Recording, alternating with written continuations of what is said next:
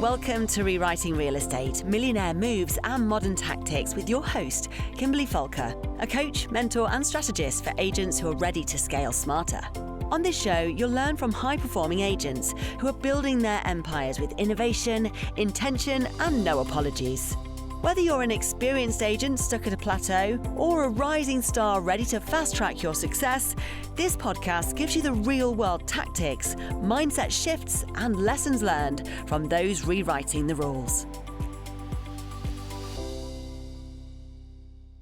Hello and welcome back to Rewriting Real Estate. Today I'm joined by Byron Lazine, who runs the #1 real estate team in Connecticut and is one of the most influential voices in real estate media.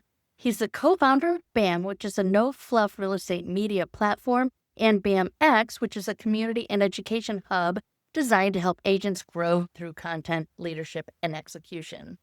So I'm so excited to get started with Byron. Let's go.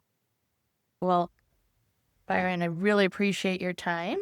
And I kind of like to start with asking about the fact that most people don't get into real estate right away. What was your journey into real estate? And interestingly, I got into real estate right away and then wasn't in real estate and then got back into real estate. So when I left high school, I got a job at a local submarine building facility. We built some submarines for the government.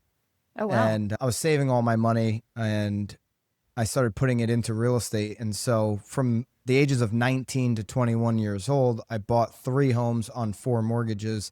This was 04, 05, 06 time frame. So this was the lead up to the mortgage collapse. And I was just like, let me buy real estate because I'm going to become rich. And that's a really bad plan. It's not strategic. I didn't know what I didn't know. I certainly didn't have the education of real estate that I have today through seeking people and mentors that have actually done it.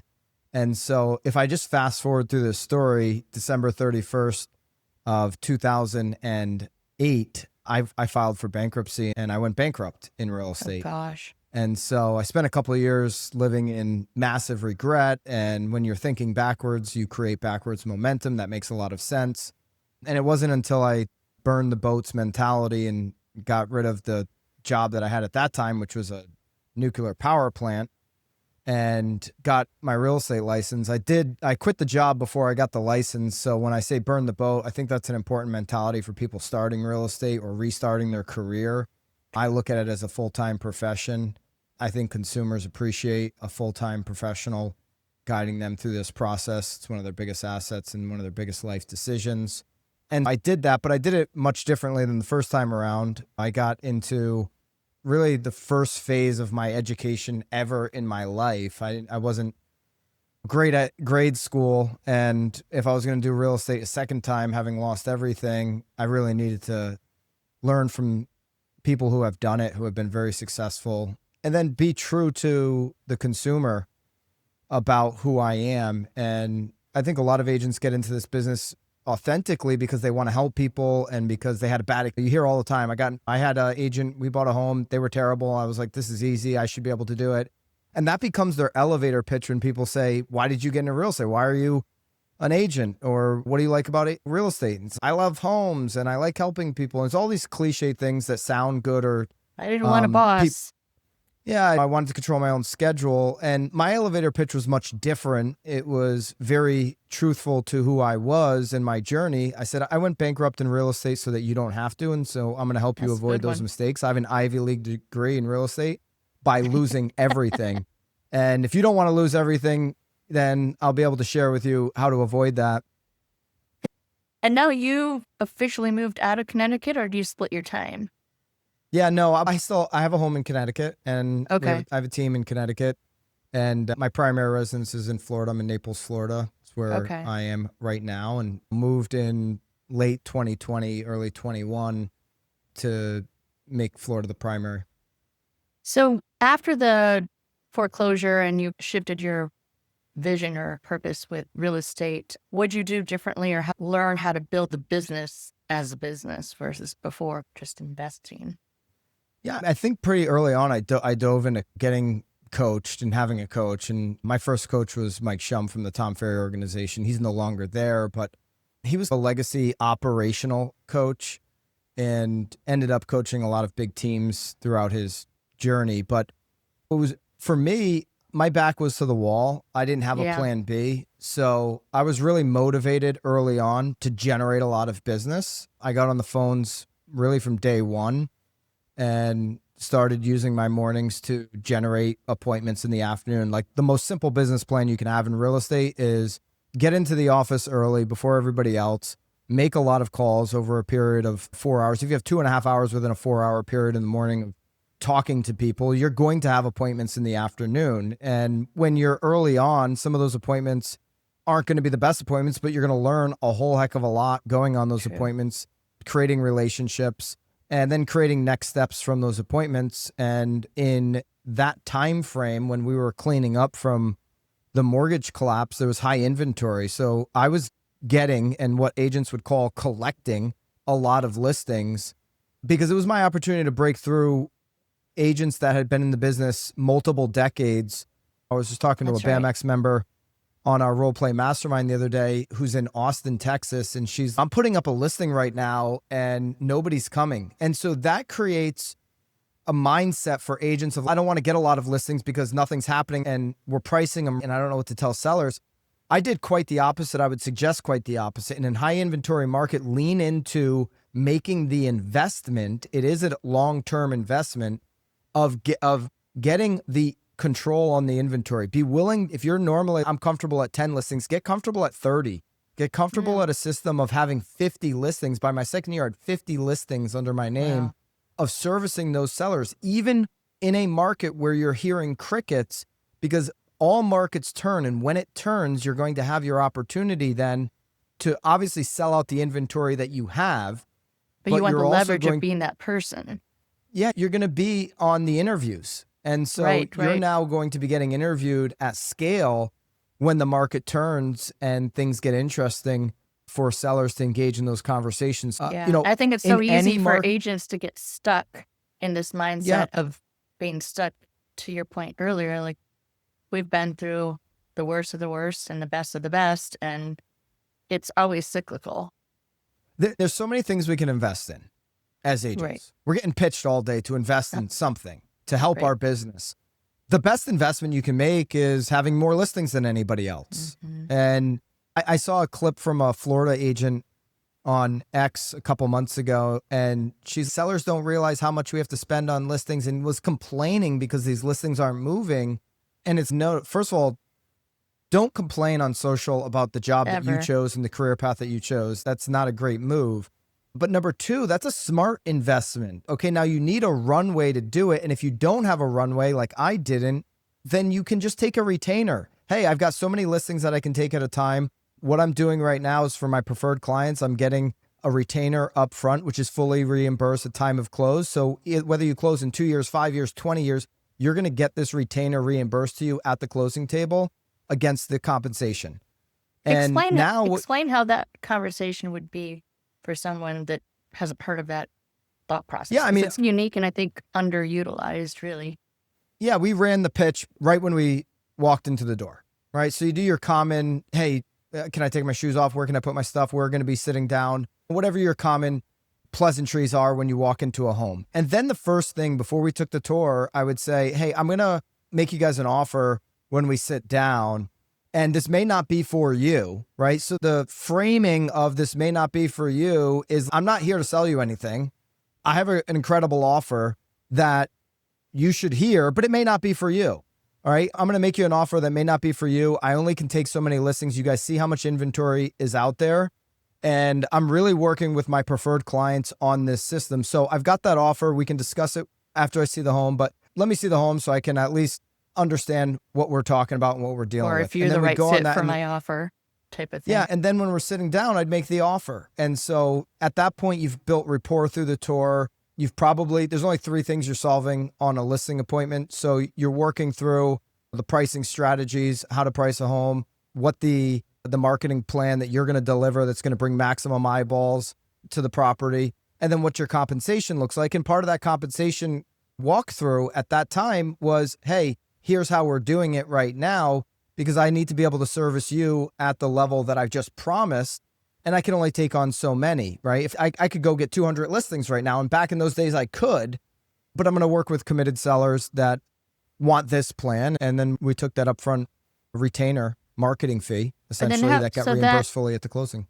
What's the retainer look like, or what's that kind of concept? Back then, we were like the only, I was maybe one of a handful who was doing professional photography, which also made listings easy to obtain because most agents at that time weren't doing it, which seems crazy. Most agents weren't doing a floor plan of the home, which seems crazy. I'm of the belief, and I've been of the belief of over a decade, 100% of listings should have obviously professional photography and a floor plan. I don't want to view a home online that I don't know the layout of the home. It's just basic. Right. It's simple. It should be standard. It should be table stakes.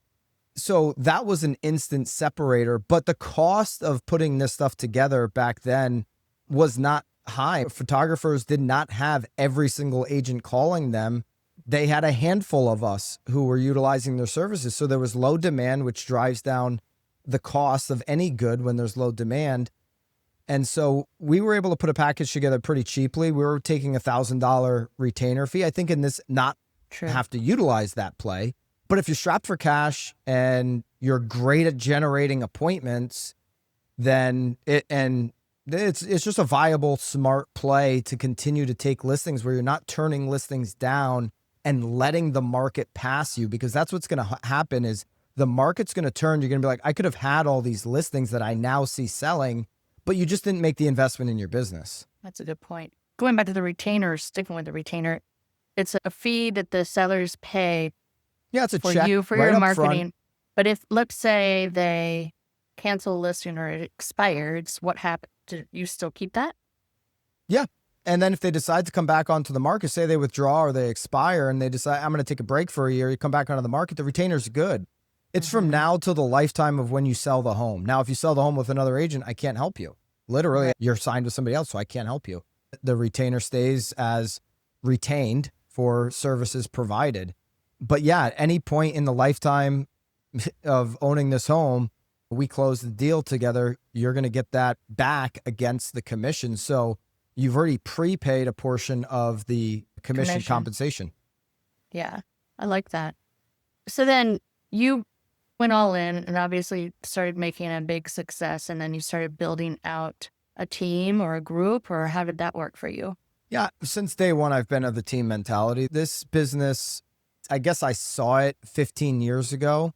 It's always been this way, though. It's not like I saw around the corner before others. I know teams were just getting going, say 15 years ago, and it's really been the last decade of team expansion becoming bigger than local offices and whatnot. But this business is so complicated. And for a seller or a buyer to say, yeah, I want one person handling 27 different hats in my transaction, that's a pretty big ask of anybody. To be somebody who knows everything about marketing and negotiating and how to present PR opportunities and organic leads and versus admin stuff. Yeah, paid leads versus transaction management versus communicating with appraisers and attorneys and inspectors and just all these different elements of the business. I want my agent selling my home, finding me buyers. If I'm a seller, I want buyers. I want my agent singularly focused on that with support on all the other things that need to get done in order for that to happen. If I'm a buyer, I want a home, and I want my agent focused on uncovering opportunities to get me closer to home. And they need to, my agent that I'm contracting with, they need to have a support staff to be able to get all of the other things done in a timely manner and a high level of service. And since day one, I've always operated as a team. And you can consider team, that word, that phrase that has now been morphed into real estate teams or whatever you want to call it now. But you need to have, if you're operating as a solo agent per your brand, a great solo agent has staffing around them, a personal assistant, a transaction coordinator, other showing agent, other staff members And so we're not talking about how you brand your business. You can brand it as just your name, totally fine. But if you're doing everything, one, you're missing opportunities for growth. And two, you're not providing the level of the service that's required as we go into 2026. That's so true. That's true. How many are on your team now? Today, we're at about 60 agents to, Okay. I'd say 12 staff, somewhere in that range. Did you start your own brokerage then at I'm one under point? an independent brokerage. Okay. Especially these last couple of years, I don't want to be doing the independent deal. There's value to every brokerage. I think that's why 100%. cloud brokerages have really expanded over the last number of years, because if you want to deal with legal and liability and some of those Insurance and EO, non-interesting all that things stuff. for a lot of entrepreneurs, then sure, go and do an independent. But there's a lot of ways right now to offset that liability by partnering with the right brokerage, whatever that is, obviously for you. Yeah, that's true. I've been with 6 different brokerages over the 20 some odd years, and every place has been fabulous. I don't have a negative thing to say. It's just what fits in my time of my life. So what role do you play now? Are you still in production, or are you more like the leader of the group of 60 agents and employees, or how's your role in the business? Yeah, team, obviously the owner, but team leader. I haven't been in production since I started phasing out probably 2018, 2019. And then 2020 hit, and there was a few months where it's, okay, I'm going to help out because we are like certainly understaffed for the demand. We had a lot of demand from New York City coming over to Connecticut and that type of thing. But really since 2018, 2019, my name hasn't been on the MLS on any deal from that time forward, and not really in any day-to-day production at all. So my role is helping grow the team from a vision. If you follow EOS, if you've read the book Traction, then you know what the visionary role is. But I lead team training. Training's very important. If it's something that you know really well, you can train somebody else to do it, or you can just do it yourself.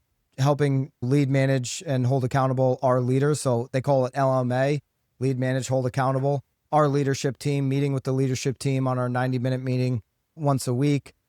And then I show up for the quarterly dinners. We have a champions dinner every year. We do a trip right down here to Naples for the top performers, making sure I'm available at all of those moments. And then our monthly team meeting. And so that's how my week to week is structured.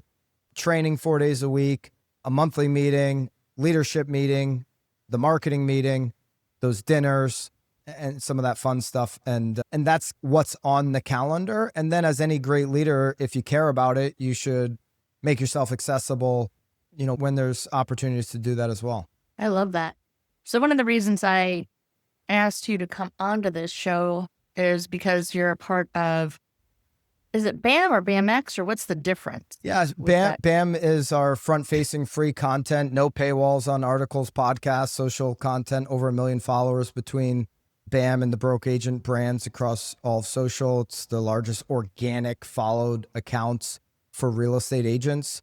And then BAMX is our community. And so BAMX people can jump into. Right now we're running a 7-day trial, and it's the #1 community to help agents close more deals. It's the most affordable community in real estate. And there we're going to deliver content that we make, that the BAM team makes directly to each agent to use. We have a lot of we have a hyper-local course right now that Alyssa just put in, Alyssa Cronut, on everything that she does. She's been on my show too, so. She's fabulous. And yeah, then, she's so good. And then we have our role play masterminds. If you're building your brand and generating leads, now let's have the conversation on how to convert those. And we do that in our role play mastermind every single week. And so there's so much in there. It really is. I'm a part of it, and I am very, very, very impressed. That's really true. So is the word BAM, Broke Agent, started? So it started Broke Agent Media. Now it's just BAM. I love it. Yeah. So it was Broke Agent Media. Got it. Okay. Yeah, that's what the LLC technically is still under. But yeah, we just went to BAM. And if you're looking for what you should be stopping for, just stop on BAM. And that's why the website's now bam.com. Just stop right there. We're not going to give you all the BS clickbait stuff. Everything that we put out from an article, podcast, even if it's industry news related, is attached to what the next step is for you. in your business. And that's really at the core of BAM. Everything should tie back to how it should be helpful. So some of these, we cover the major lawsuits that impact a business, but there's so many lawsuits that we could be covering and we decide not to, because how's a lawsuit in Washington, D.C. really helping an agent in Chicago? Or houses. Sell more house. If it's not a national story that's changing the rules, right, then it's not helpful. And we're trying to deliver a truthful voice, and ultimately that's going to grow confidence, and that confidence is going to allow an agent to increase their skill set. We spoke about like how much time you spend in a week on leadership. How much of your time is spent in the week in your investment as a founder of BAM? The rest of it. It's a lot. But it's fun. Absolutely. No, I love everything that I'm doing. Every day at 9 a.m., I get to do what I've been doing my entire career, which is having the conversations with agents so that we're warmed up for the day. And then at 9:30, I go right into the hot sheet. And I'm a very structured person on how I'm going to operate each and every single day. And so there's not a day where I'm like most agents, to be honest with you. And I think that's right. And I think the best sales agents are a little bit more creative and artistic with how they approach that schedule, which is why I believe having infrastructure around you to support those deficiencies is really smart.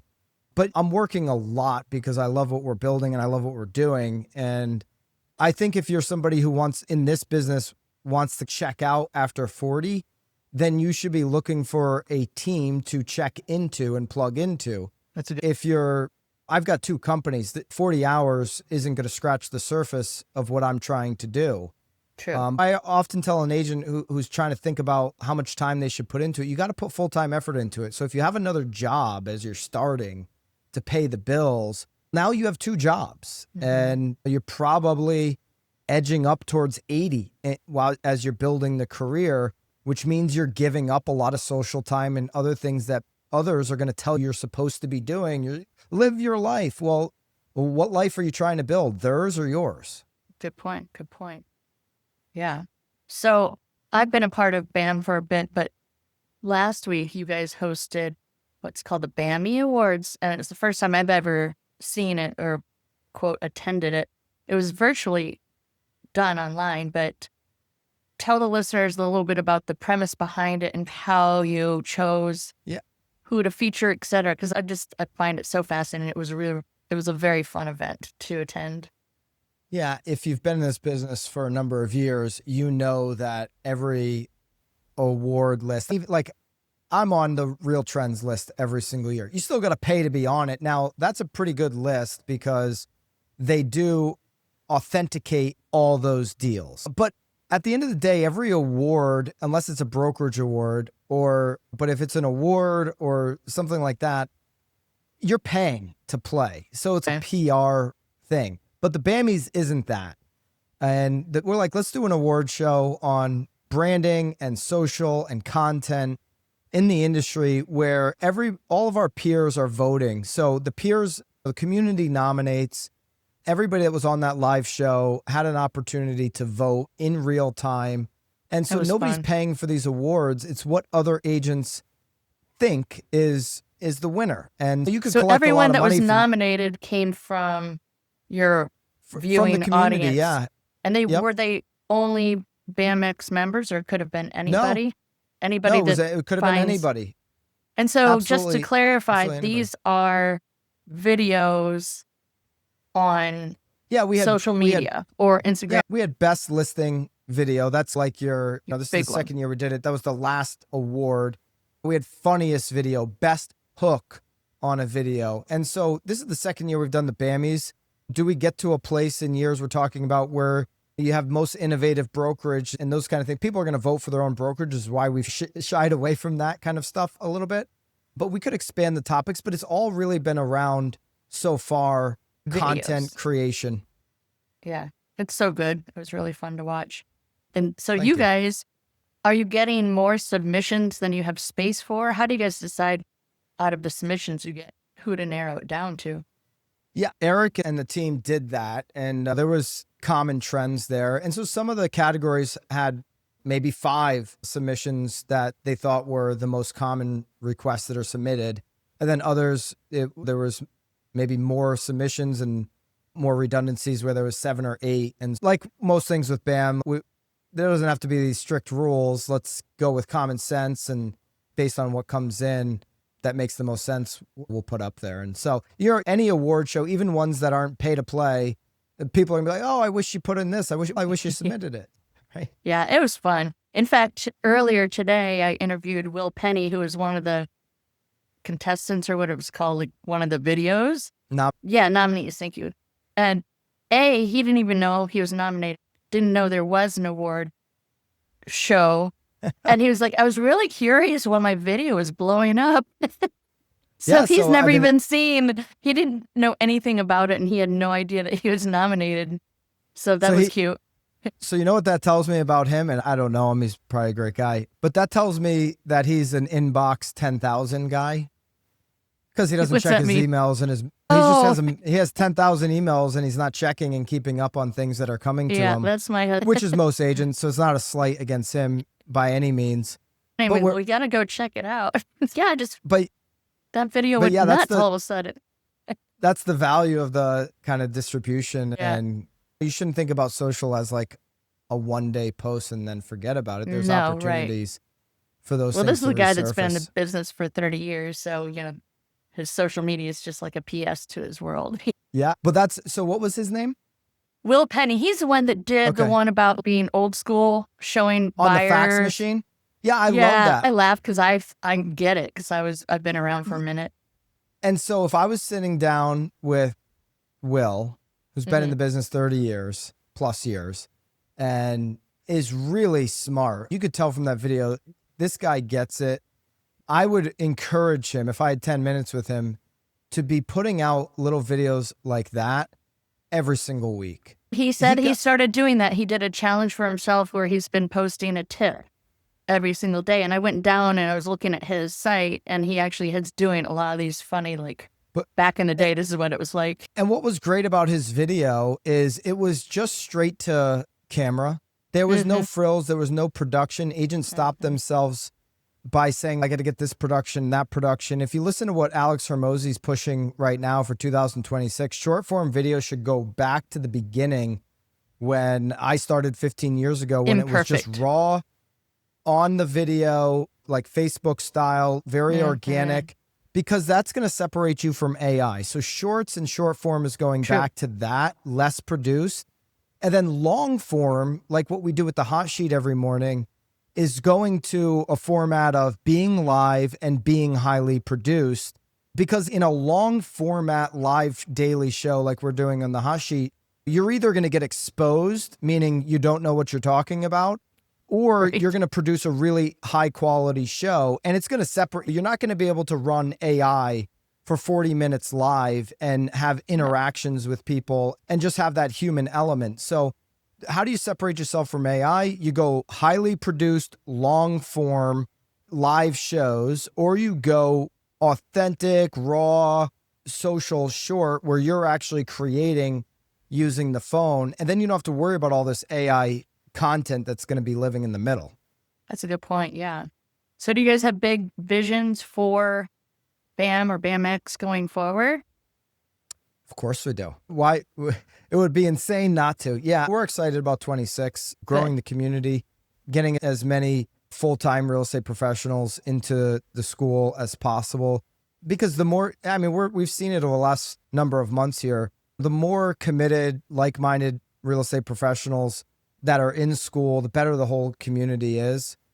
And so we really want to continue with that. We have a call challenge coming up in January. So Tom Toole's going to lead the call challenge of just getting agents into action right out of the gates on having those conversations that set up the spring.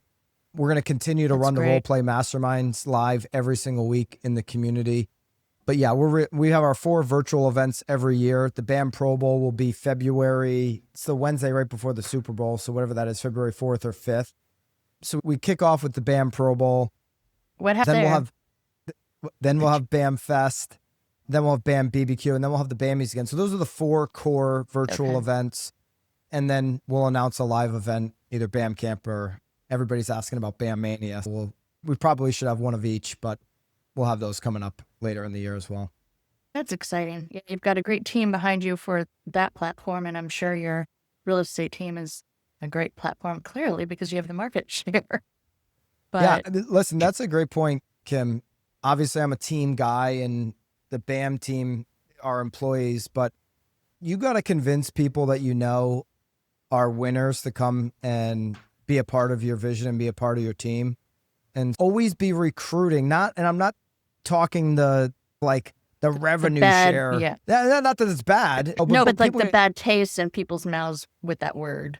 Yeah, if you use the word recruiting, they automatically think in this industry you're talking rev share. By the way, only about 9 to 10% of agents at EXP or Real even collect rev share. So it's a terrible carrot to dangle in front of agents because most agents are never going to get rev share. That's besides the point. Right. My point about recruiting is you're building infrastructure team, and you should always be recruiting great talent to come join you on your mission, whether that's from an employee standpoint, an independent contractor standpoint, a vendor standpoint on creating a better deal, or certainly if you're playing that model, then you're recruiting into a network. But you should always be recruiting because it's just going to grow your business and you're going to be able to help more people. And that's exactly, and when you said that, it reminded me of what the advice that Sharon gives, and he's a part of your group and team now too, right? Yep. It's kind of a BAM board member. When Sharon went and took the job at acquisition.com with Hermosi to be the president there, I think they'll probably announce that he's going to be the CEO over there at some point soon. But he's doing a ton of work there, has had multiple exits in real estate, did a great job as the president of Real, obviously taking them from amazing. 5 or 6,000 agents to over 25,000 in his short time there. He wanted to have a really close attachment to the industry, really believes in what BAM's doing, came in as a partner with me and Eric, and me and Eric are like, we don't even have to be on the board, Sharon. You can just be the only BAM board member. Just tell us what to do. We'll listen. Right. But that's really his message every time I've watched him or heard him. His message is, to your point, recruit to your vision and build something together. Now, where are you on brokerage? I'm at Real. You are Real. Okay. So so you get it. I think all the Real agents have had this close relationship and personal experience with how valuable Sharon is to this industry. I was just lucky about almost 15 years ago. He was one of the first people I met. Wow. And so approachable. That's the thing. He's so approachable and he's so giving, but he's really smart. And oh my gosh, yeah. Like when he works his tail off on what he did to build Real to the numbers that he did. It was doing exactly the things that agents don't want to do on a daily basis, and he did it on a daily basis. He does what you're supposed to do. Period. Yeah, I mean, he worked like a dog, and he's got 2 kids. He has a family, but he was not home much during those years, and it shows you how much he cares about what he's doing. And I'm not encouraging any agent to have the work ethic of a Sharon Srivatsa. That's an extreme almost bar impossible. to set. Or Alex Hermosi. Yeah, but there is a level of work as an independent contractor starting at a base salary of $0 every single day that you have to put into this to be able to benefit and get the rewards that you're writing down on your goal sheet every year. And it is a lot of hard work. And so if you can take a little bit of what, that legacy Sharon has shared with not just agents in your brokerage, but the entire industry, you can learn a lot from that and fit that into how your life works. It's so true. It's so true. Did you see his post that he did about the tennis lesson with Richard Branson? Yeah. That says it all. It's like, that's so obvious when you read it in the rearview mirror, but when you're in the moment, you're like, no. He was doing tennis lessons at my favorite place in the entire world. He was doing them on an island called St. John, which if you're familiar with the U.S. Virgin Islands, St. John's the last U.S. Virgin Island before you get to the British Virgin. And so I go every single year, and he's always, oh my God, you're going to my most favorite place in the entire world. And so, yeah, I think he was doing it right there at the Westin, which is like the only resort. St. John, there's no airport in St. John. It's a very small island.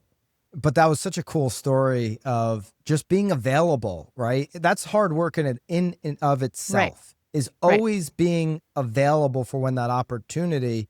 It's very convenient and easy.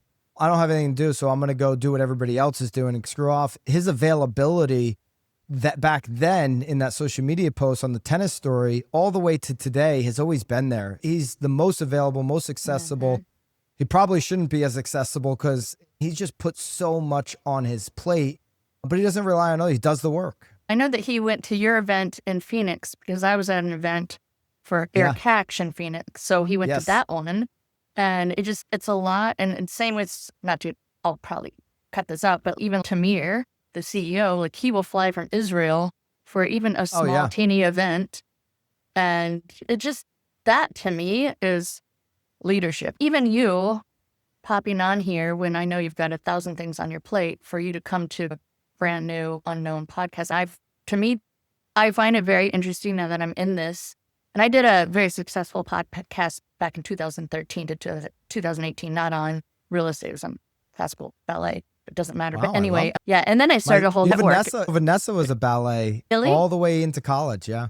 Yeah. But anyway, what I find fascinating in this world with real estate, when I reach out to agents, I find it very fascinating. Those that have an ego of they're too good to be on an unknown podcast, and those like you who could say that and don't, and they come on anyway. And I find that really an interesting little psychological, I guess, experiment that I'm holding right now, because I reach out to a ton of people. And what I learned in my first podcast was don't start with your C team, try and get the A team. And so I have a very lofty list of very A team players, but like Alyssa came on and Chris Benjamin, and, I've got everybody. If you ever glance through my list, everybody is kind of a big deal in the world of social media and real estate influence.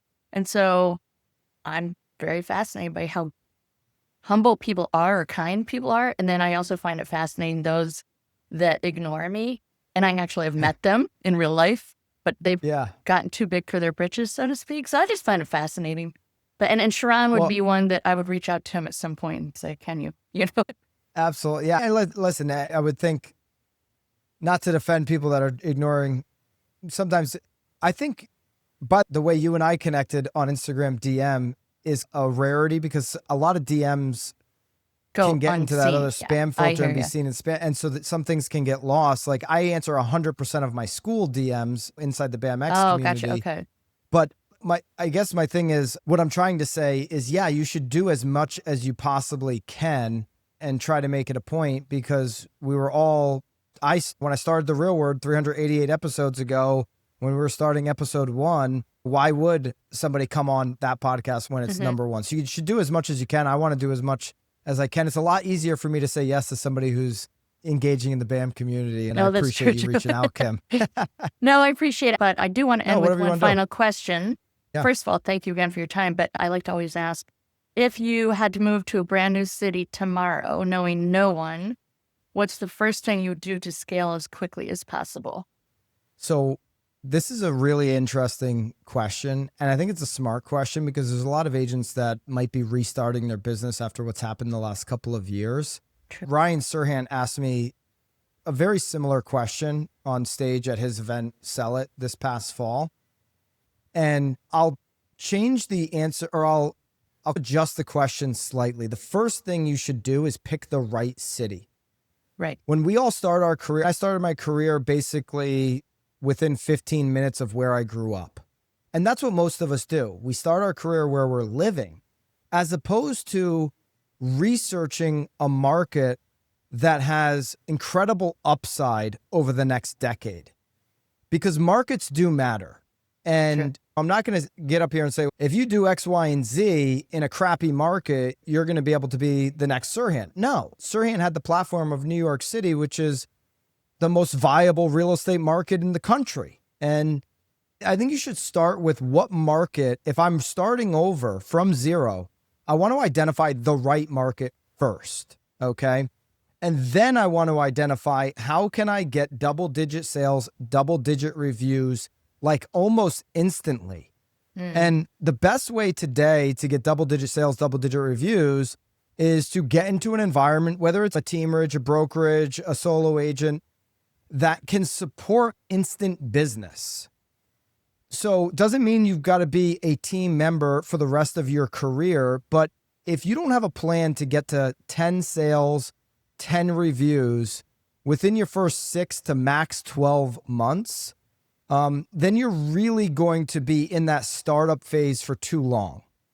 And so identify the right market that you can have extreme upside and growth in, get to double-digit sales, double-digit reviews as quickly as possible. There's going to be 1 or 2 or 3 maybe operations in your market that can truly support that. Go research all of them, pick the best fit for you. And then the third component of that would be to start working on your brand and getting some of that business to come directly to you. But a lot of people start with brand, and there's a really long run investment on building a brand, and credibility is important in brand to me. So how do you build credibility? You do some deals. Yeah. Awesome. Byron, thank you so much. I really appreciate your time, and I look forward to connecting with you some point in real time. Same here, Kim. It was a pleasure. Right. Thank you for everything. The opportunity. Thanks. Thanks for listening to Rewriting Real Estate. If today's episode challenged your thinking or gave you a strategy worth trying, share it. The right move at the right time can change everything. Subscribe and listen in next week for more insight, more momentum, and more ways to grow your business your way.